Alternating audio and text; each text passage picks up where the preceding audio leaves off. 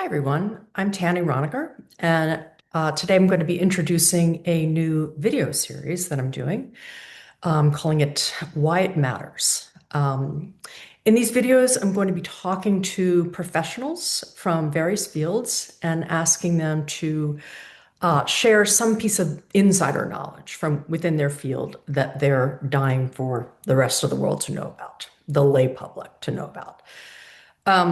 And so they'll present their idea, and I will crucially ask them, okay, why does this thing matter? Why do we have to know about this? How are our lives going to benefit from knowing this piece of insider knowledge? So I'm really looking forward to these conversations. It should be fun. Okay, but the first few videos that I'm doing, I'm going to do something specific, which is that I'm going to be talking exclusively to college art teachers and asking them to share something that they teach that they're just dying to share with a larger audience. And then, of course, I will ask them, okay, why does this thing matter? Why do we have to know this? Um, but for the very first one, to kick things off, this is not going to be a conversation, but just a presentation of mine. I'm going to be presenting something that I love to teach and that I really want more people to know about. I'm going to start by sharing some images, and then I'm going to stop sharing at some point, and I will then address why I think this thing matters. And this thing today is negative space. So I'm going to go ahead and start sharing. Okay, negative space, the nothing that is something. This is a very basic concept in art. It's something we teach almost within the first few weeks of art school to our freshmen. Nevertheless, it is so basic, but first of all, it's not something that they grasp right away. Takes a little, takes a little practice. But also, it's something that I find very few people beyond the art world know about, negative space. So let's jump in. Okay, so when I present this concept to my students, I start with this image, and my question to them is, all right, guys, tell me, what is the subject of this drawing?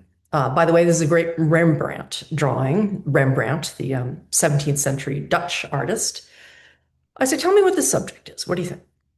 And the first guess is usually, well, I mean, it looks like kind of a port town, a village on the sea. Somebody else will say, maybe some kind of industrial site. Are those cranes in the background? So a couple of guesses, and then I'll say, well, I do think that that thing down there is, a little port town. But then I say, so if Rembrandt only wanted us, to see the town, why didn't he just give us the town? Why has he instead given us the town at the very bottom of the picture rectangle and all of this space up at the top? So I say, all right, I'm going to suggest that the subject here is really the sky. The town has to be there, or else we wouldn't know that what we're looking at is the sky. The immensity of it, right? Or you could argue town and sky, the relationship between them. All right, we'll try the next one. This is one of my very favorite photographs of all time. It's a Robert Mapplethorpe photograph. I say, okay, same question. What's the subject of this photograph? And, they're very quick to it. They say, well, I mean, it looks like a ship, right? It's a battleship. I mean, what else could it be? I say, okay, so if Mapplethorpe only wanted us to see the battleship, why didn't he just give us the ship? Why do we have to see? Why is the ship all the way down there at the bottom? And once again, the bottom of the picture plane, the picture rectangle, and all this empty space up there, you know? Um, and then finally, somebody remembers the slide and says, well, okay, it's got to be the sky then. I say, okay, Mapplethorpe couldn't just give us the sky either, because then we wouldn't know what we're looking at is sky, right? So ship and sky. By the way, this is a really unconventional composition. right? It's exactly what they tell you not to do in high school art. Put your subject all the way at the bottom of the picture rectangle, just sitting down there so tiny, and leave the rest of the space empty. Um, However, it's not that he didn't know any better. He's a fantastic artist. Has done this specifically, I would argue, to point our attention to the immensity of that sky, right? Or you could say sea and sky, right? Where sea meets sky. Or perhaps the subject is vastness itself. So in talking about those last two images and pointing to the sky in both, we are indeed talking about negative space. If you Google negative space, you get something like this. Negative space is the empty or void space around and between the main subjects of an image or design. Well, as we've just seen, sometimes the negative space is the subject.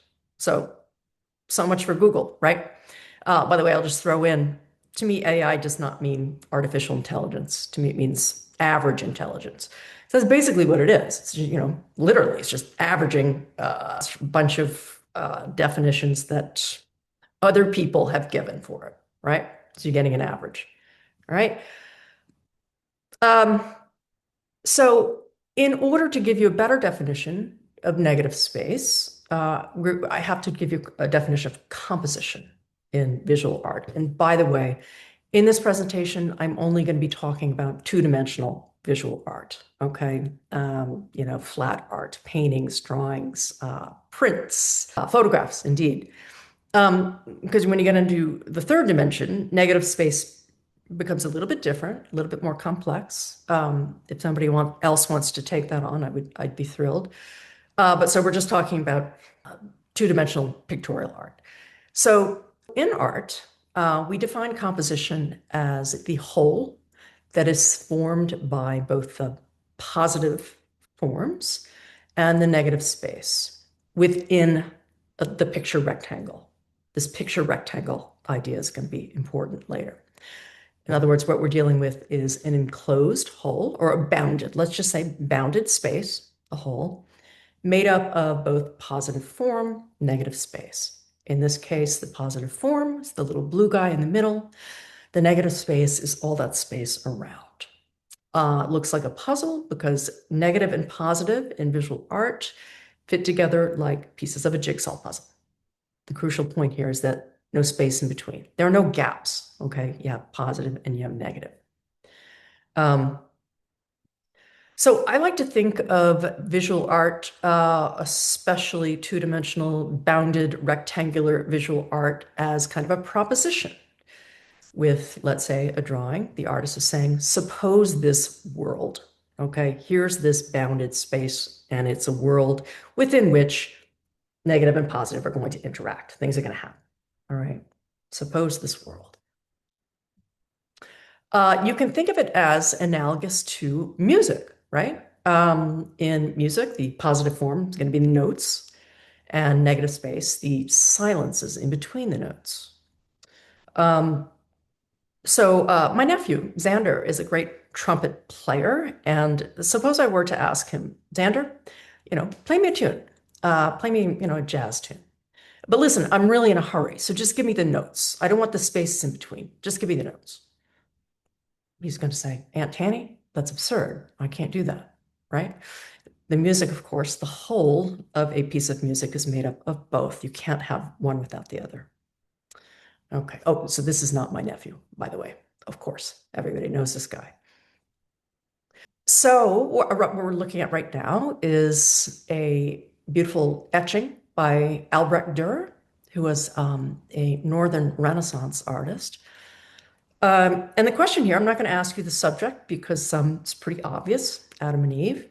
Here, instead, I'm going to ask you what I ask my students, which is, tell me how the negative space is functioning in this piece. Okay, how's it functioning? And here, the negative space does kind of look like pieces of a jigsaw puzzle. It's those black space shapes. We call those space shapes. So no longer just one negative space like we saw, in the skies. Here it's broken up. by the figures. Okay, how are these space shapes functioning? And somebody will usually say first, well, they're giving definition to the figures, obviously. And I'll say, okay, well, you could also argue that the figures are giving definition to the space shapes, right? It goes both ways, right? Um, I say, okay, that's, all that's fair. Any other ideas? And they say, well, that's like really dramatizing the moment because the space shapes are so black, right? And the figures are so sort of bright white. Those figures really come forward, number one, visually. And number two, it's rendered much more dramatic. And of course, we know that the subject here is very dramatic. Something momentous is about to happen.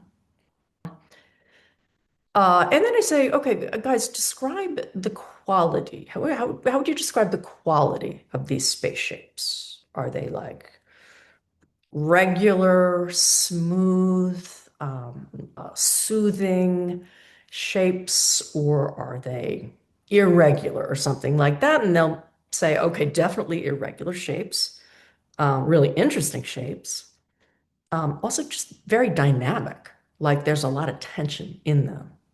Um, and so, now they're really getting it because they're really looking at these shapes and seeing that they're doing something.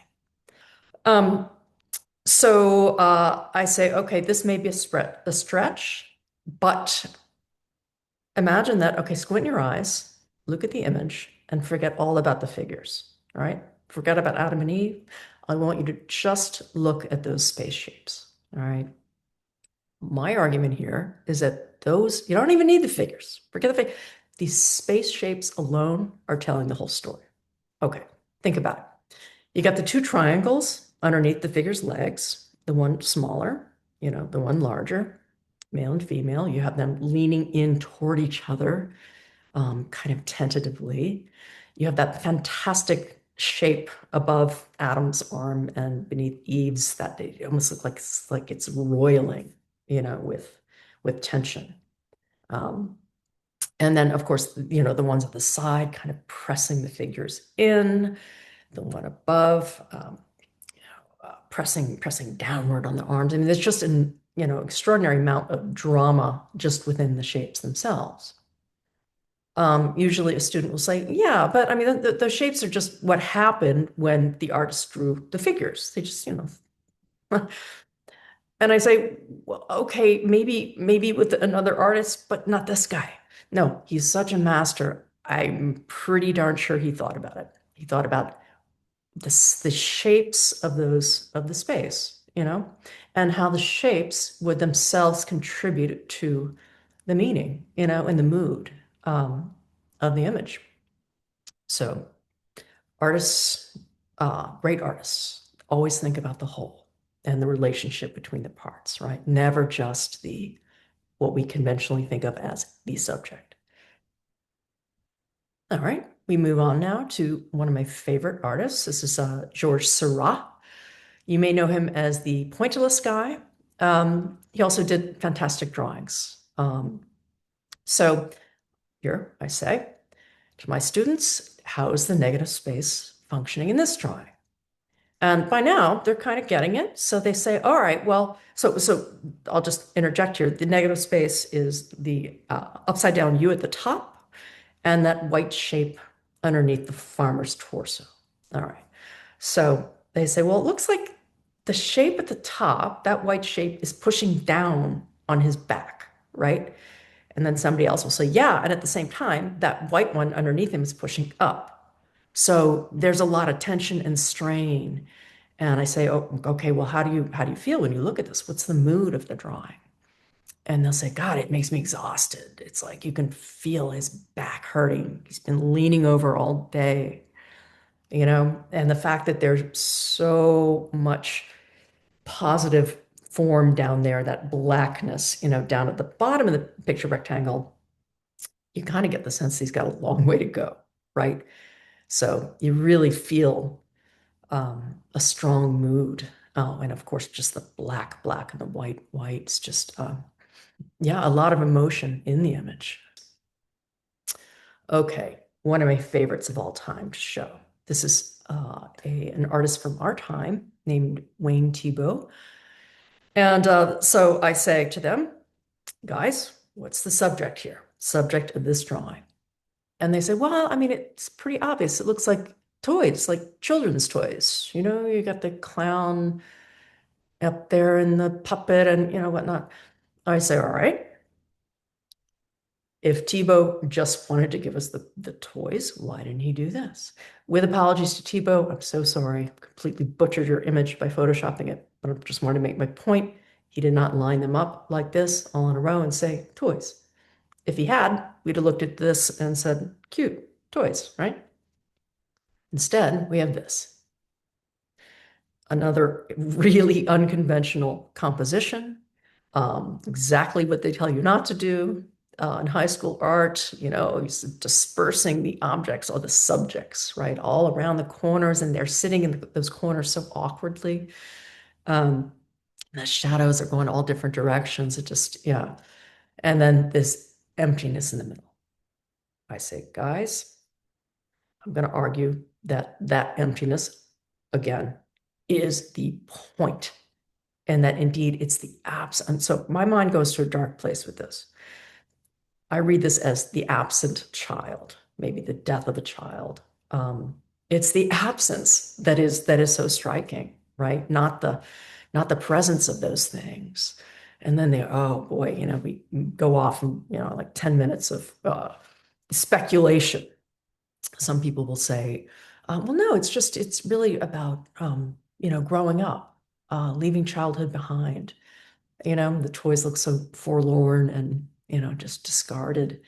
And I said, that's perfectly valid. There's no one answer in art ever. But to me, the important point here is that emptiness in the middle is very much the point here. That our eyes go straight to that emptiness, and it's really doing something. It's contributing to the narrative of the piece. All right, we have another Thibaut.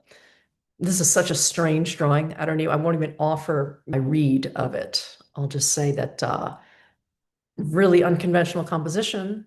But when you look at this, you don't say, ah, man, the artist didn't finish it. He only did half. He only did the upper right portion. He left the lower left.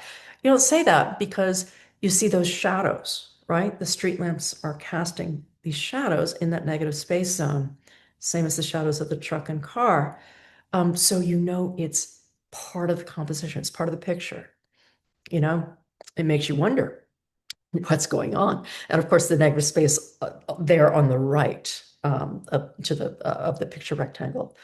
Again, really strange, but intriguing as hell. You really want to keep looking at this. To me, it just gives me a vertiginous feeling. All right, so negative space, as we've seen, can contribute to the mood of a piece, a suggested narrative, and sometimes it's neither. Sometimes it's just there because it creates really interesting shapes. This is a cutout, Matisse cutout.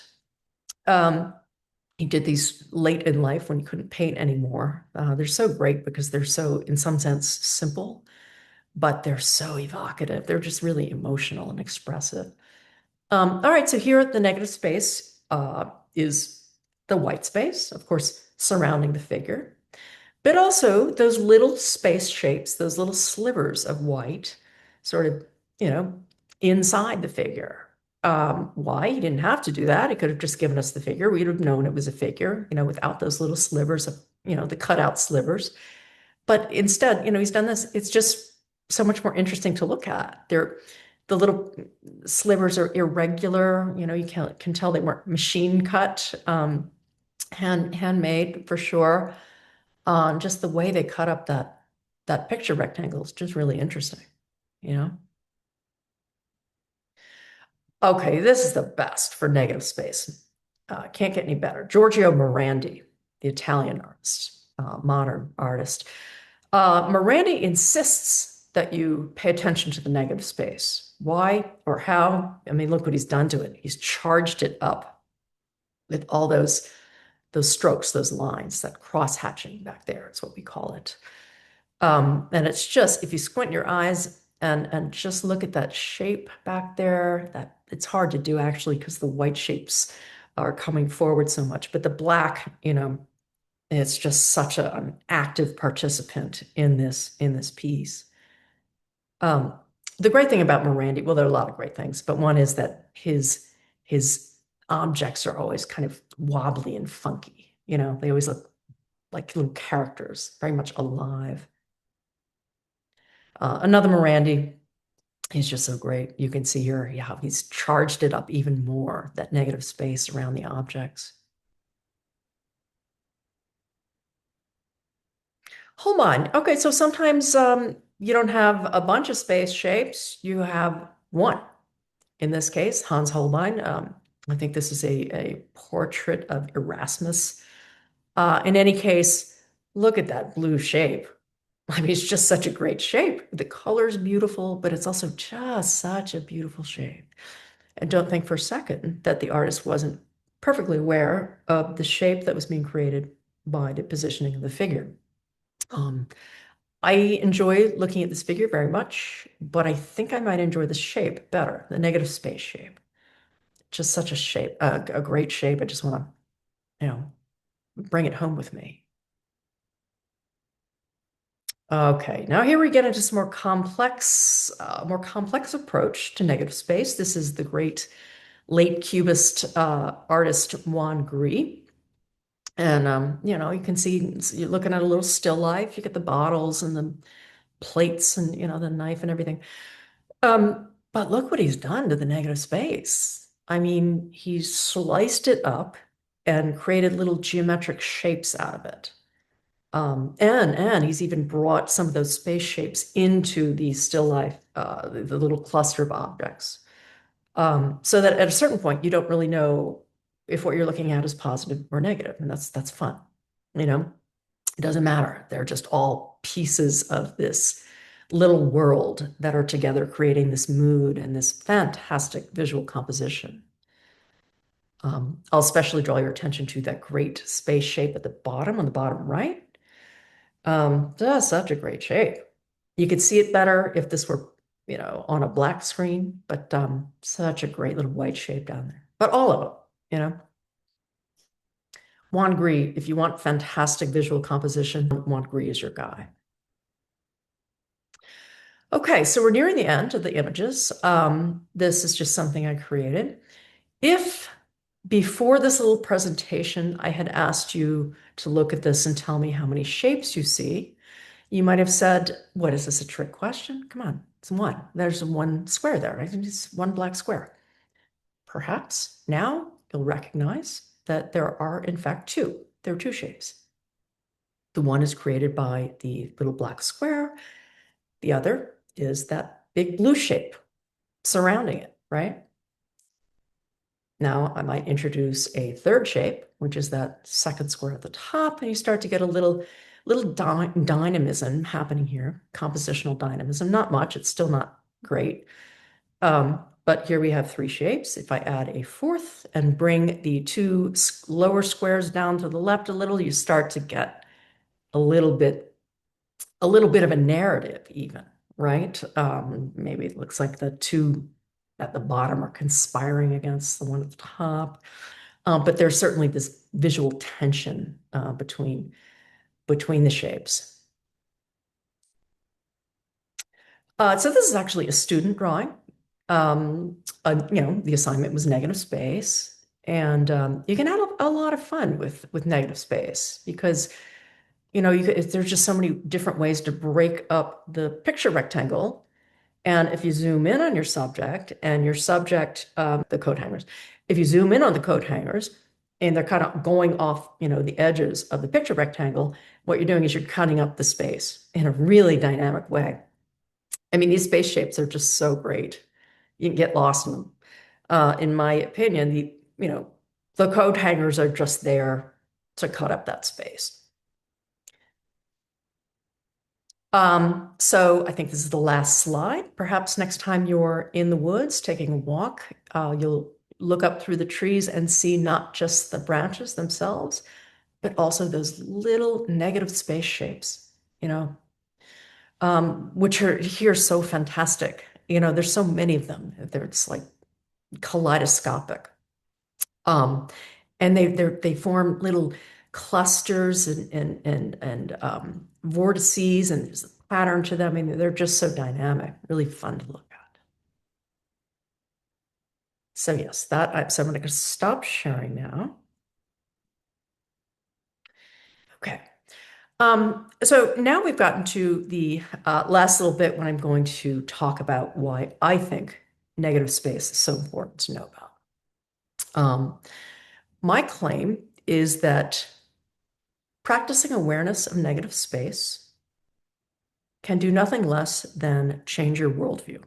Okay. More specifically, from one that is less accurate to one that is more accurate, more consonant with the way the world really is. It's a big claim. I know it. But if you just, bear with me here, I'm going to explain what I mean. I'm going to give a concrete example. Um, so first, um, if you think back to the beginning of the images when we looked at the Rembrandt and the Mapplethorpe, where the things were all the way at the bottom of the picture rectangle. Okay, you might have done the same thing my students usually do, which is, when asked the subject, they go immediately to those things at the bottom, right? Totally normal. We in the West are used to thinking of space that way. We think the world is made up of independent entities separated from each other by emptiness, within a void. I mean, think about the way we think about ourselves as sort of solo agents, autonomous, enclosed entities that sort of live certainly separate from the natural world, but separate from each other. We're all just, little worlds unto ourselves, right? Within, let's go back to the picture rectangle idea. What we now know in visual art is, everything is touching everything else. There are no gaps, right? You have things, right? But they're touching everything around them, okay? Whether it be negative space or positive form. So something very similar is happening, I'm going to argue, with a very big thing, a system that we know intimately, and that is the Earth itself. I'm choosing the Earth because I consider it a bounded entity. It doesn't mean that it has no relationship with things, beyond the bounded space of the Earth, but it's one living whole, I'm going to argue. If you were to ask me, where is the outer layer of this, identify the outer layer of this Earth, I might reflexively say, well, it's the crust. It's the thing we're standing on. It's the surface of the earth. Um, but then I might remember, well, that can't be the whole story. Wait, wait, wait. Okay, I'm going to take it back because the earth can't be what it is without this stuff, this air, our atmosphere. Um, can't be what it is. It can't have life, you know. It wouldn't be the living planet that it is, were it not for this stuff. I'm going to suggest that the air is the negative space of the earth. We take it for granted because we can't see it. We can't feel it. We can feel its effects. We can see its effects. But especially when we're inside, it's just emptiness, right? We're not really aware of this medium that we're all immersed in. And we know perfectly well intellectually as adults that it is a something. I mean, it's not a nothing. It's right. It's made up of atoms and molecules. It's a something. It's a material body. In fact, a fluid body, right? Subject to the same fluid dynamics as water, right? As the oceans. We know that intellectually, but we don't experience it that way. So it's so easy to forget about it, that it even matters, that it's even here, you know?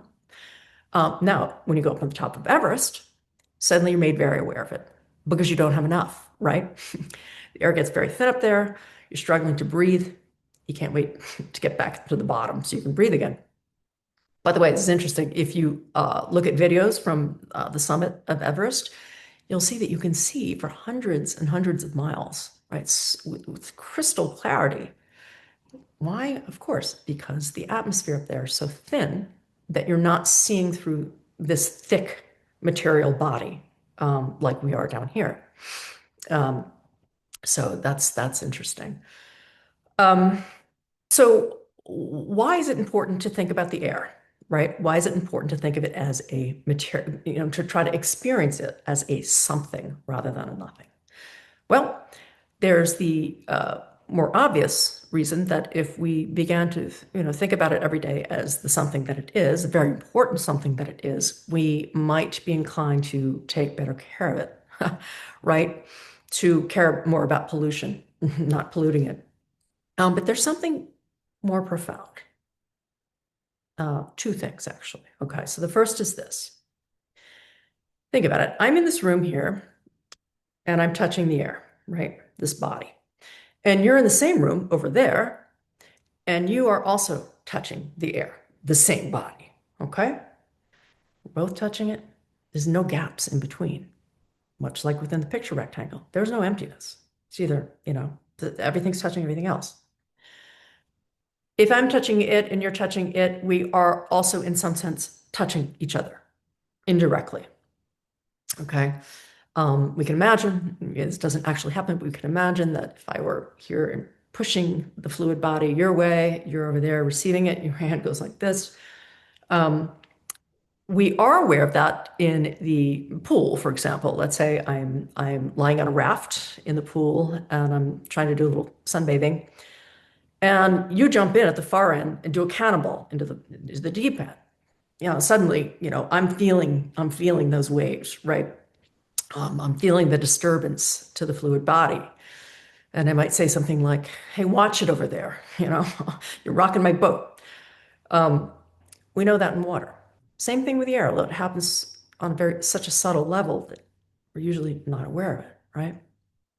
But there's something more still about why it's important, why awareness of this air, this invisible stuff, is important. And that is this. Think about it. The air that I'm exhaling over here is the same air you're inhaling over there. Okay?